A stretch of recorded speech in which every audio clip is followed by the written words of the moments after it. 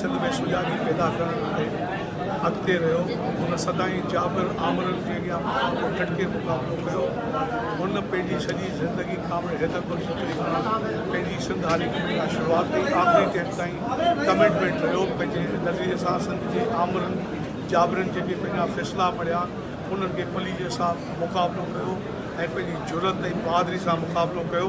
ऐं हुनजी बहादुरी जो मिसाल घटि मिलंदो आहे। हुनजो इल्मी ऐं जेको अदबी पोरियो आहे उहो बि जेको आहे सो चंद माण्हू सिंध जो कयो आहे, जंहिंमें पलीजो साहिब जो ज़िक्र करे सघिजे थो। ऐं पलीजो साहिब सिंध खे पली जे साहिब फ़ख़्रु आहे।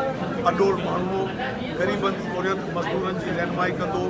हुन कॾहिं बि पंहिंजो सुख खां साह न वरितो। सिंध जेका आहे अॼु ॾींहं ताईं जेका बि पिढ़ान थी आहे उनजो जेका बि जदोजहद थी आहे उनमें पलीजो साहिब अॻिभरो रहियो आहे। पलीजे साहिब जॾहिं बि पंहिंजी का कोशिशि कई आहे ऐं जेका बि हक़ूक़नि जी ॻाल्हि कई आहे उहा सिंध हमेशह यादि रखंदी।